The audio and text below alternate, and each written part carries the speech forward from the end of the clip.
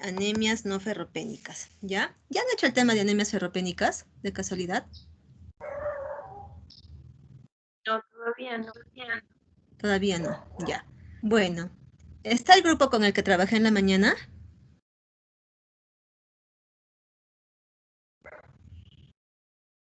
No están, ¿no? Ya, Sí, bueno chicos, doctora. ¿sí están? Ya, entonces esto va a ser como un repaso de la práctica que hemos hecho en la mañana para ustedes, ¿ya? Pero de todas maneras pongan mucha atención porque no solamente vamos a hacer anemias megaloblásticas, sino también el resto de anemias no ferropénicas, ¿ya? Entonces la prevalencia de anemia a nivel mundial es grande, es un problema de salud pública, ¿ya? Vemos que a nivel internacional, en lo que se refiere a adultos, la anemia severa está presente en países sobre todo de África, ¿ya? De Asia y en Latinoamérica.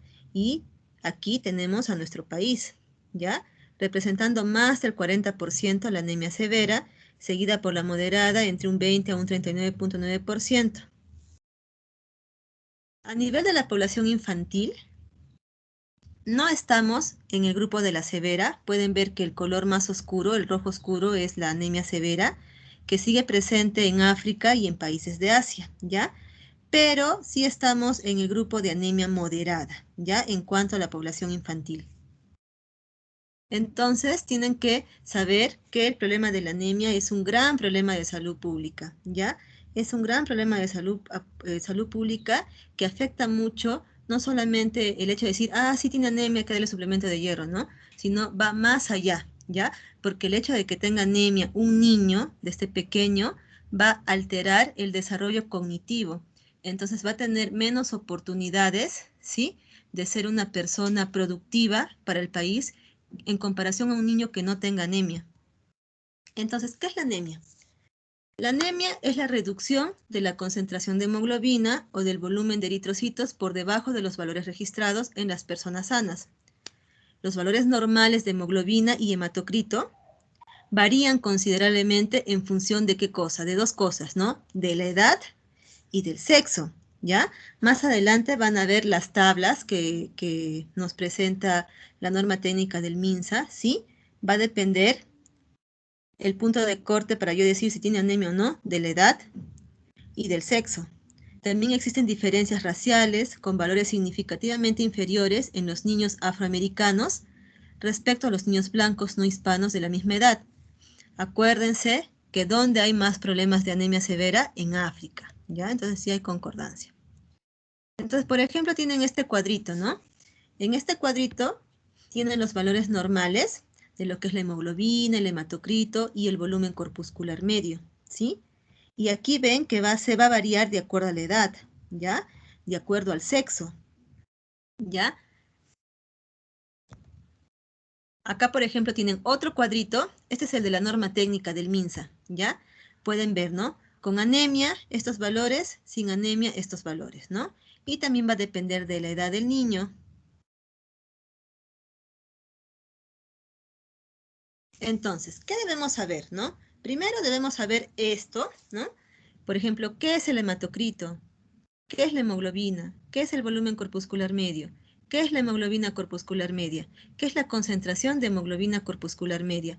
Justo les comentaba a sus compañeros en la mañana que si yo tengo sospecha de que un niño tiene anemia, no solamente debe ser suficiente pedir un examen de laboratorio que se llama hemoglobina, debemos pedir un hemograma completo, porque ahí vamos a poder saber, ¿no? ¿Qué tipo de anemia tiene? Si es macrocítica, si es macrocítica, si es hipocrómica, si es hipercrómica, si realmente es una anemia ferropénica, ¿no?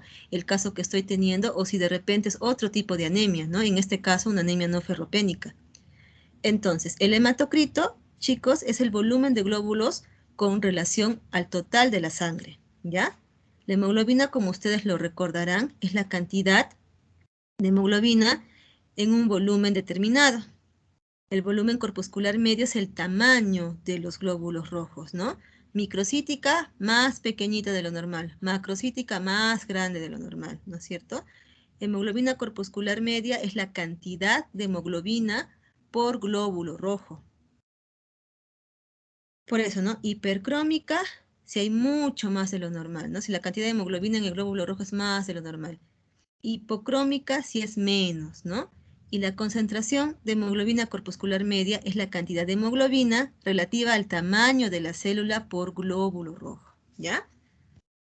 Entonces, ¿qué causas de anemia tenemos en países subdesarrollados? Primero vamos a ver que va a influenciar mucho la política económica, ¿ya?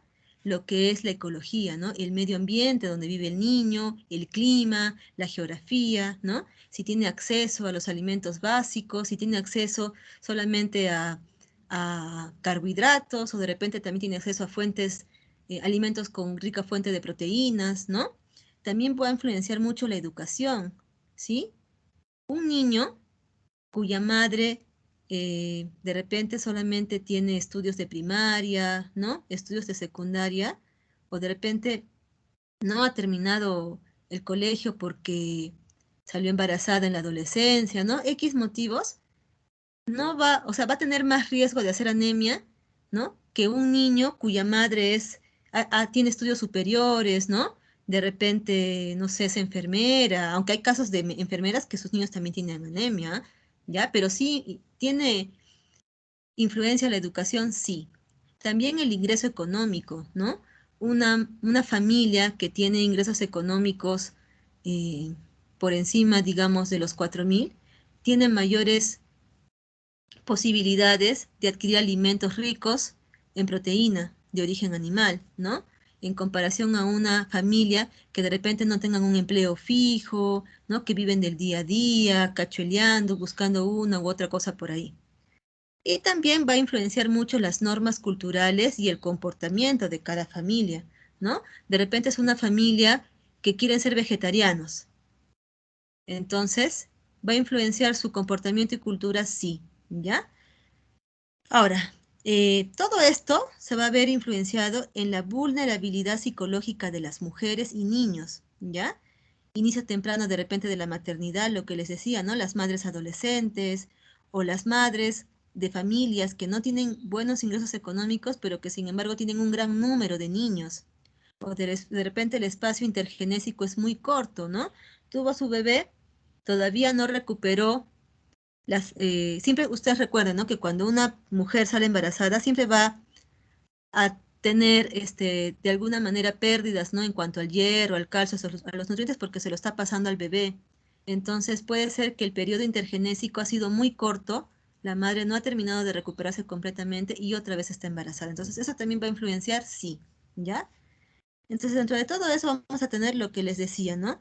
El acceso a alimentos fortificados, va a ser menos, ¿no? En las familias que no tengan un buen acceso económico.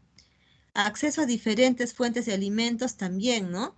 No solamente familias que tengan pocos recursos económicos, sino qué tal son familias que viven en la serranía, pero arriba, ¿no? En lugares donde solamente tienen una pequeña casita, una pequeña chocita y tienen que cuidar a sus animalitos. ¿Tendrán buen ingreso de fuentes de alimento? No. Al menos de calidad y cantidad, no, ¿no? O accesos a servicios de salud e intervenciones, ¿no? Por ejemplo, como estas familias que les digo que viven en la sierra, ¿no? Arriba, donde solamente tienen su casita, su chocita y que están pasteando sus animalitos, ¿no?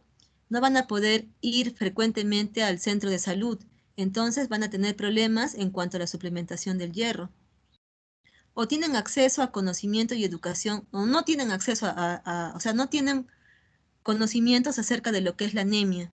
Entonces simplemente ellos viven su vida, no hay un personal de salud que les ha explicado, no señora, tiene que traerlo a control, hay que ver cómo está la hemoglobina, hay que ver que su hijito no tenga anemia, venga señora, tiene que recibir el hierro porque el hierro es importante para esto, para esto, para eso. No, no hubo la oportunidad de hablar con estas familias y por lo tanto sus hijos van a tener mucho riesgo de anemia.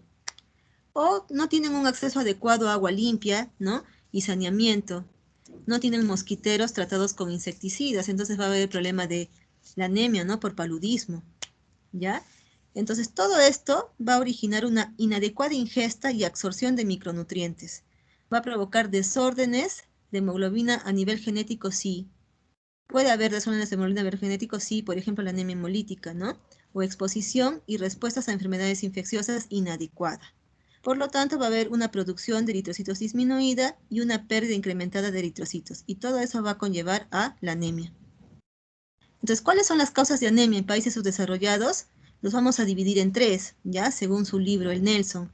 Trastornos genéticos de la hemoglobina, causas nutricionales y causas por enfermedades infecciosas.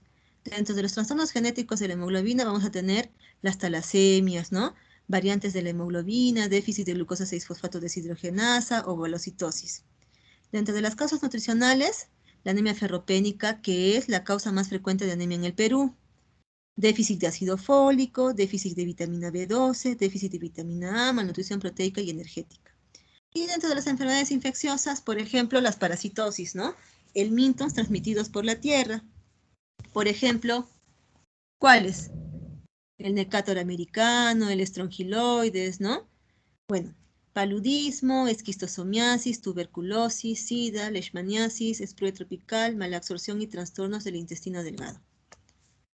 Entonces, la anemia la vamos a clasificar así, ¿no? Clasificación fisiológica de la anemia. Tenemos las anemias hiperproliferativas, las anemias hemolíticas y las anemias por hemorragias. Dentro de las anemias hipoproliferativas van a haber alteraciones en la síntesis de los hematíes o del ADN, disminución de los precursores de los eritrocitos, ¿no? Por ejemplo, aquí tenemos ahí a la anemia ferropénica, ¿ya?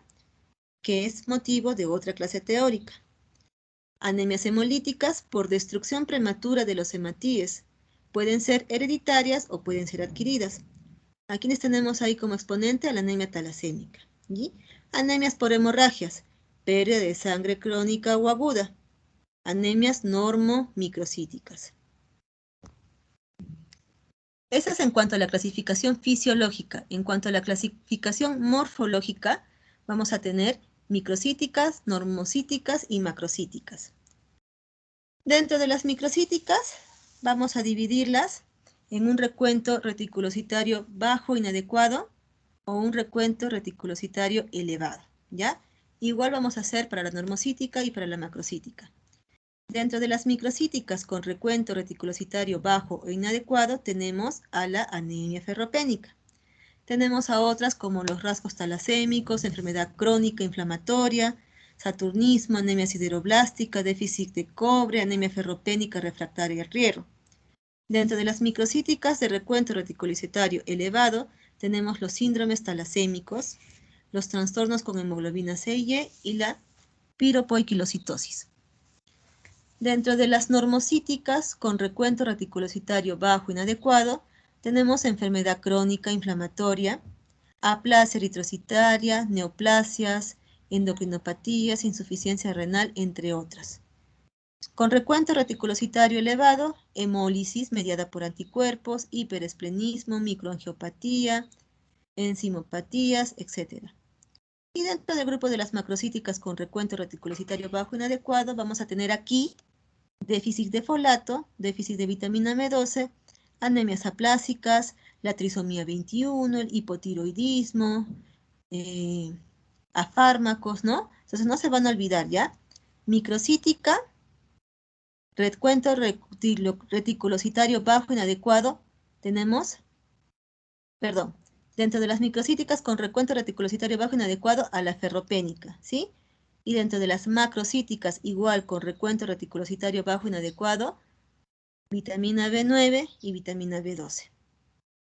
Y elevado tenemos a la anemia deseritropoyética de tipo 1 y 3, hemólisis activa con recuento reticulocitario muy elevado. Entonces, ¿cómo vamos a diagnosticar la anemia?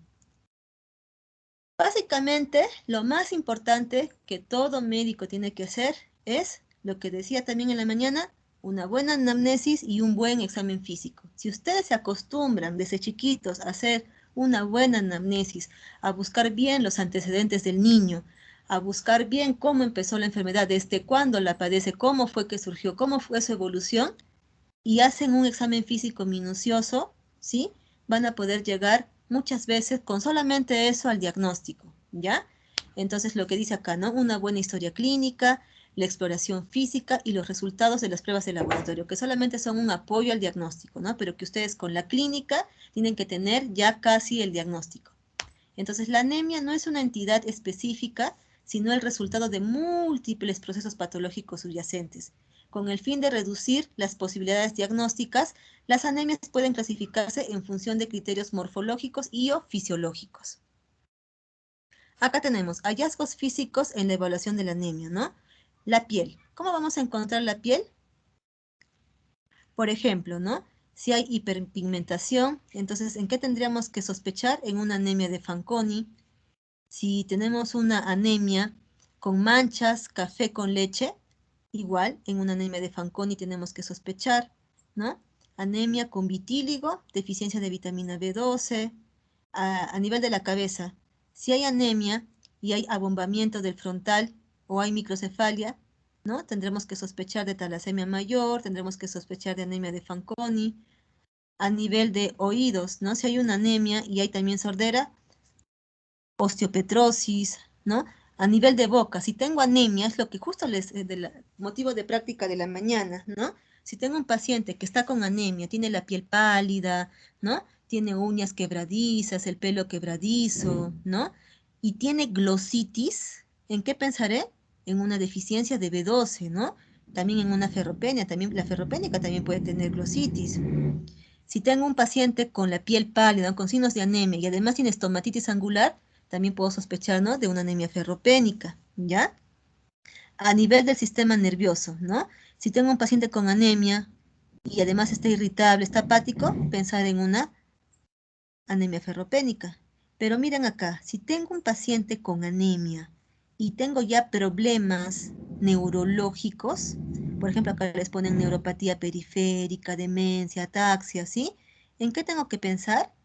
En deficiencia de B12, ¿ya? Entonces, ahora vamos a ver un poco de cada uno de los diferentes tipos de anemia, ¿ya? Por ejemplo, tenemos anemias por producción inadecuada. Acá básicamente vamos a tener a la anemia fisiológica del recién nacido. Entonces, los recién nacidos a término, normales, en el momento del nacimiento tienen niveles de hemoglobina mayores con glóbulos rojos más grandes que los niños de edad mayor y los adultos. Sin embargo, en la primera semana de vida se produce una caída progresiva de la concentración de hemoglobina, que persiste durante 6 a 8 semanas. Entonces, la anemia resultante se conoce como anemia fisiológica de la lactancia.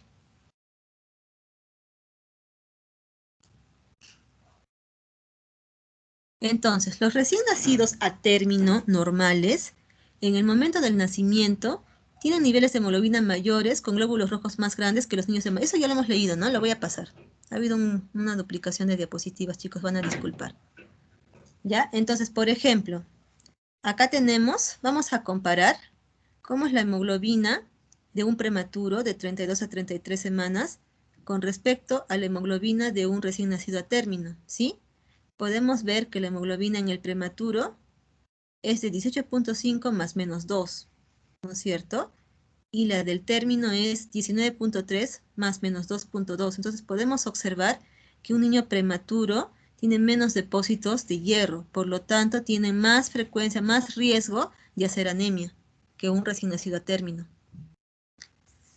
Entonces, ¿qué pasa? Con el comienzo de la respiración tras el nacimiento, la cantidad de oxígeno disponible para unirse a la hemoglobina aumenta de manera considerable y como consecuencia, la saturación de la hemoglobina por el oxígeno va a pasar del 50 al 95% o incluso más. Tras el nacimiento también se produce un cambio normal de síntesis de hemoglobina fetal a adulta, lo que provoca la sustitución de la primera, o sea, de la fetal, con mayor afinidad por oxígeno, por la hemoglobina del adulto, con menor afinidad, por lo que puede liberar en los tejidos mayor cantidad de oxígeno. El aumento del contenido de oxígeno en la sangre y del aporte hace caer la producción de la eritropoyetina, con la consiguiente inhibición de la eritropoyesis. Entonces, al no haber eritropoyesis, las concentraciones de hemoglobina descienden debido a la falta de sustitución de los eritrocitos envejecidos, que son retirados de la circulación. La concentración de hemoglobina sigue disminuyendo hasta que las necesidades de oxígeno de los tejidos superan el aporte que reciben. En condiciones normales, este aumento que hemos mencionado se alcanza entre la octava y la 12ª semana, cuando la concentración de hemoglobina es de 11 gramos por decilitro. En los lactantes a términos sanos, es raro que este nivel sea inferior, ya, o sea, queda en 11 la mayoría de veces. En este momento, la producción de la eritropoyetina aumenta y se reanuda la eritropoyesis. El suministro de hierro almacenado en el sistema retículo endotelial, derivado de los eritrocitos degradados, es suficiente para una nueva síntesis de hemoglobina hasta alrededor más o menos de la semana 20, incluso en ausencia de aporte con ingesta. Entonces no hay, como se va a recuperar, no hay ninguna alteración hematológica y no precisa tratamiento alguno, salvo que esta anemia fisiológica del lactante se exacerbe por otros procesos asociados. Cuando la transfusión se considera necesaria, se recomienda administrar un volumen de hematíes de 10 a 15 mililitros por kilogramo. De repente la hemoglobina baja más de 10, ¿no? Digamos 8, 7, entonces ya se va a requerir transfundir y esta más o menos es la dosis, de 10 a 15 mililitros por kilogramo. Pero ¿qué pasa en un prematuro, no? En el prematuro también se desarrolla una anemia fisiológica, conocida como anemia fisiológica de la prematuridad. La disminución de la concentración de hemoglobina va a ser más notable y más rápida en comparación del recién nacido a término. Es frecuente encontrar concentraciones de hemoglobina de 7 a 9 gramos por decilitro a las 3 a 6 semanas. Cuando hagan el internado y pasen por neonatología, van a ver que la mayoría de niños que están con suplementos de hierro son porque son prematuros, ¿ya? Y muchas veces van a tener que requerir transfusión porque la hemoglobina se les va a bajar mucho, ¿no? Además que el problema de anemia que tienen va sumado de repente a un proceso infeccioso de fondo, ¿ya? Entonces, esto puede ser incluso menor en los prematuros más pequeñitos. O sea, a mayor prematuridad, mayor riesgo de anemia. Entonces, en los recién nacidos prematuros intervienen los mismos factores fisiológicos que he mencionado, ¿no? De los recién nacidos a término, ¿ya? Pero va a ser esto en mayor grado. En los lactantes prematuros, la disminución fisiológica de la hemoglobina puede verse acentuada por la pérdida de sangre, debido a las tomas de muestras repetidas. Claro, de repente el paciente está infectado, no está yendo bien con el tratamiento antibiótico, otra vez le piden muestra, ¿no? Entonces, eso hace que tenga más anemia, porque imagínense un cuerpo tan chiquitito que pesa unos 800, 900, 1 kilo de peso, que estén constantemente sacándole muestritas de sangre para ver, ¿no? Cómo está el PCR, cómo están sus otros exámenes, va a ser va a ir en contra del mismo recién nacido. Va a acentuar su problema de anemia. La demanda de eritropoyesis se ve más aumentada en un recién nacido, debido a la supuesta, en un recién nacido prematuro, debido a la supuesta menor esperanza de vida de los eritrocitos en los prematuros, ¿ya? La esperanza de vida en un adulto, ¿cuánto es del glóbulo rojo? 120 días. En un prematurito solamente es de 40 a 60 días, ¿sí? Y la rápida expansión de la masa eritrocitaria que acompaña al rápido crecimiento del lactante prematuro. Sin embargo, la concentración plasmática de eritropoyetina es más baja de lo esperado para el grado de anemia, lo que provoca una respuesta eritropoyética insuficiente. Algunos factores dietéticos, como el déficit de ácido fólico, pueden agravar la anemia fisiológica, a no ser que existan pérdidas importantes de sangre. Los depósitos de hierro deben ser suficientes para mantener la eritropoyesis durante 1 a 2 primeros meses de vida. Anemias megaloblásticas. La anemia megaloblástica describe un conjunto de trastornos causados por una alteración en la síntesis del ADN. Los eritrocitos son más grandes de lo normal en todos sus estadios de desarrollo y se observa asincronía en la maduración entre el núcleo y el citoplasma. La mayoría de los casos de anemia megaloblástica infantil se deben a deficiencias de ácido fólico o de vitamina B12, ¿no? Pero también pueden ser otras causas, pero las más frecuentes son estas. Anemias megaloblásticas. Entonces, ambas, tanto la B9 como la B12, que es motivo de la exposición de ahora, van a participar en la síntesis del ADN, ¿ya? Del timidilato. Convierten la homocisteína en metionina, ¿ya? Entonces, si nos podemos a pensar, si no hay B12, si no hay B9, no vamos a poder convertir la homocisteína en metionina. Entonces, ¿quién se va a acumular? La homocisteína. Entonces ya vamos pensando, ¿no? En una deficiencia de B12, en una deficiencia de B9, no solamente van a estar disminuidas, ¿no? O no solamente pueden estar disminuidas algunas de estas dos vitaminas, sino también tiene que estar elevada la homocisteína. Por otra parte, cuando está disminuida la B12, ¿quién se va a estar acumulando? El ácido metilmalónico, ¿sí? Entonces también debo ir pensando en una deficiencia de B12, no solamente va a estar disminuida la B12, sino también se va a elevar la concentración de homocisteína y también la del ácido metilmalónico. Bueno, en ambas, tanto en la B9 como en la B12, va a haber una multiplicación celular lenta, ¿ya? Por lo tanto, vamos a poder observar en la lámina periférica megaloblastos. Puede afectar las 3 series sanguíneas, ¿sí? Leucocitos, hemoglobina y plaquetas, ¿no? O, perdón, glóbulos blancos, glóbulos rojos y plaquetas, ¿no? Y producir pancitopenia. Y también en un frotis vamos a poder observar que los neutrófilos van a estar hipersegmentados, ya en una anemia megaloblástica. Entonces, ¿qué es lo que sucede en la deficiencia de B12? La deficiencia de B12 va a ser básicamente por no ingerir alimentos de origen animal. ¿Por qué? Porque la B12 la vamos a encontrar en todos los alimentos, ¿no? Carnes, huevos, leche, todos los alimentos de origen animal, ¿ya? Y esta vitamina, que la vamos a adquirir por comer un bistec, ¿no? Por comer hígado, por comer sangrecita, por comer un atuncito, un cevichito, por comer mi huevo frito, ¿sí? Se va a almacenar por 3 años o más.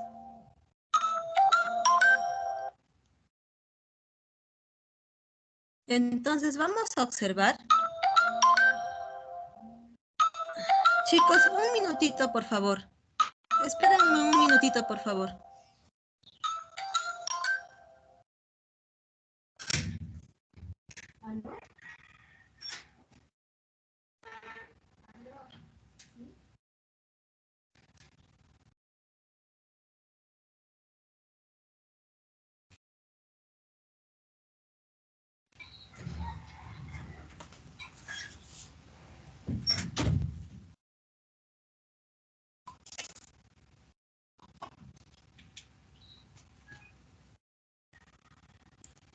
Ya chicos, disculpen.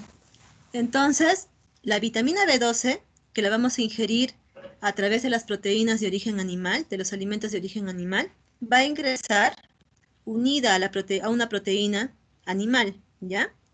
Y a su vez va a ingresar una proteína R que va a estar presente en la saliva. Entonces, llegamos acá al estómago y por acción del ácido clorhídrico, la cianocobalamina o B12 se va a separar de la proteína de origen animal y se va a poder unir a la proteína de la saliva. ¿Ya? También vemos que a este nivel se va a producir el factor intrínseco. Entonces va a ir avanzando con los alimentos y a este nivel, bajo la acción de las enzimas pancreáticas, la cianocobalamina se va a liberar de la proteína de la saliva y se va a poder unir al factor intrínseco, ¿ya? Y a nivel del ilion terminal se va a absorber gracias a una proteína llamada cubilina y va a poder seguir su metabolismo a nivel del núcleo, ¿no? A nivel de la síntesis del ADN. Entonces, si yo tengo fallas en la ingesta de alimentos de origen animal, ¿no? Por ejemplo, si tengo un paciente vegetariano hace 5 años, ¿no? Hace 2 años, hace 10 años, ¿no? Va a tener, y no recibe suplementos de vitamina B12, va a tener problemas de anemia megaloblástica, ¿ya? O de repente tengo pacientes que tienen algún problema inmune, que no producen la proteína de la saliva, que tienen acloridria, ¿no? Anemia perniciosa, que no hay una buena producción de ácido clorhídrico, o por mecanismos genéticos no produce el factor intrínseco, o tiene algún problema en el páncreas y no se producen las enzimas pancreáticas, entonces no va a haber una buena absorción de B12. Y va a tener problema de anemia megaloblástica por deficiencia de vitamina B12. Entonces, esto lo podemos repasar acá. Causas de anemia por déficit de B12, disminución de la ingesta, ¿no? En los vegetarianos estrictos, disminución de la absorción, deficiencia del factor intrínseco, alteración en ilion terminal, bacterias que consumen cobalamina, insuficiencia pancreática exocrina, anemia perniciosa, gastritis crónica atrófica de origen autoinmune. anticuerpos, anticélulas parietales y antifactor intrínseco.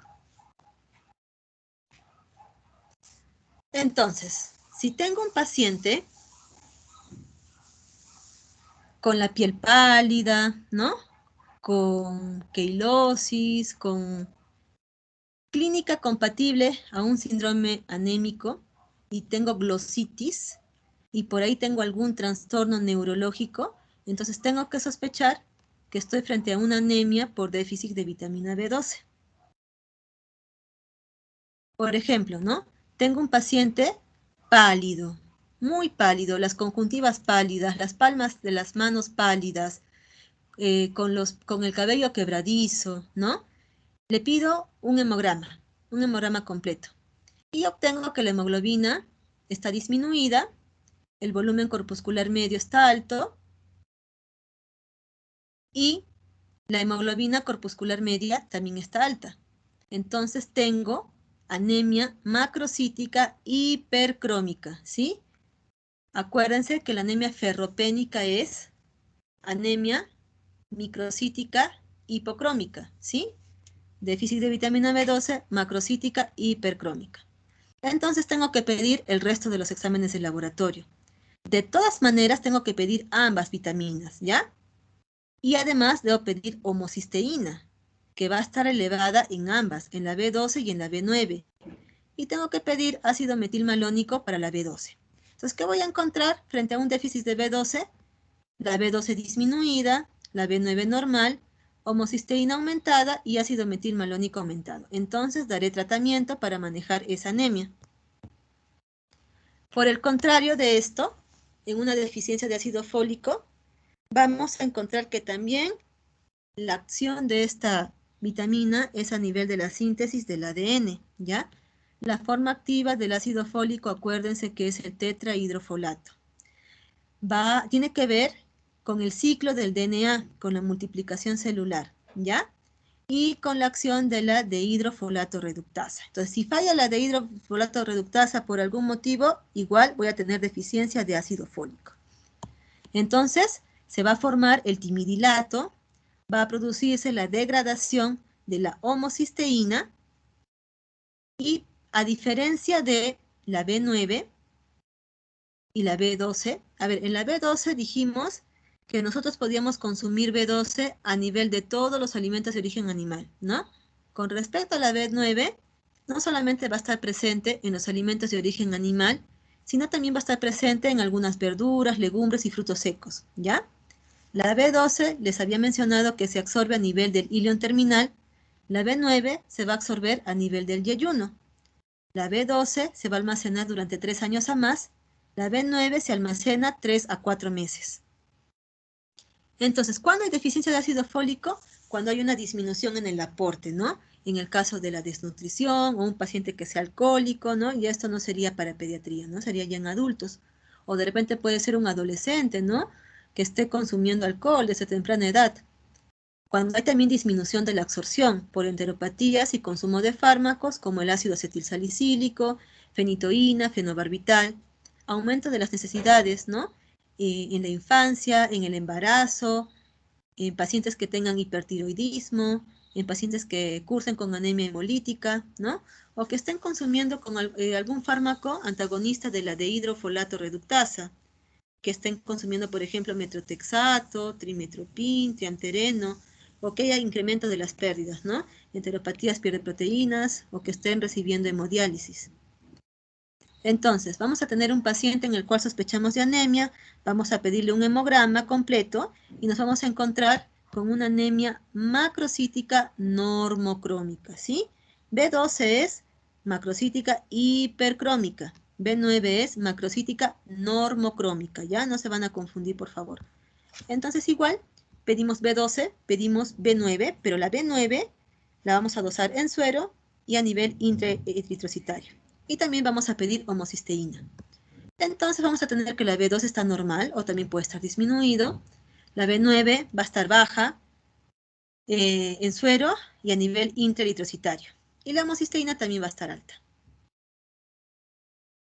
Entonces eso es en cuanto a las anemias megaloblásticas. En cuanto a las anemias de las enfermedades crónicas, tenemos que recordar que es también conocida como anemia de la inflamación.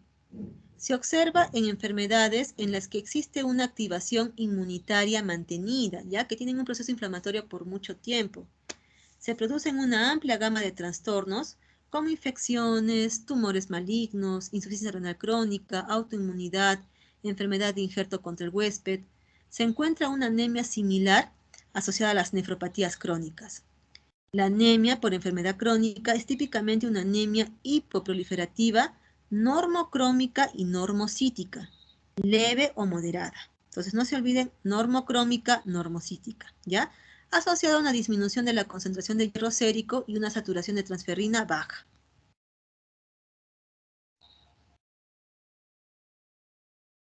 ¿Cuál va a ser la causa?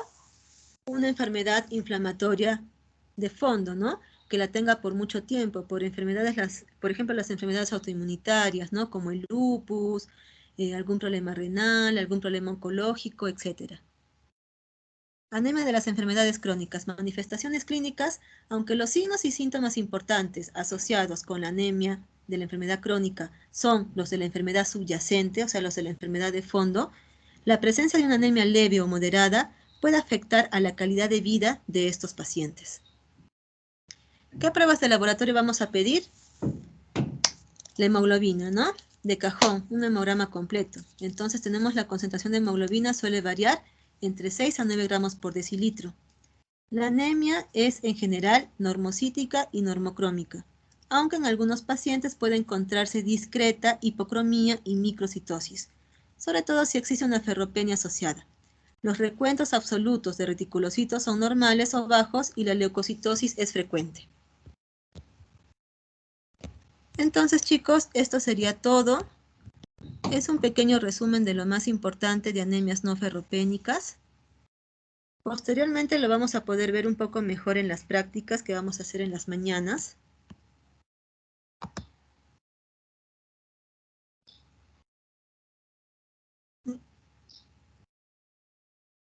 ¿Me escucha? Sí, doctora, gracias. Ya. Ya, chicos. No sé, no entiendo el Teams. Dice, se está descargando la aplicación de Teams.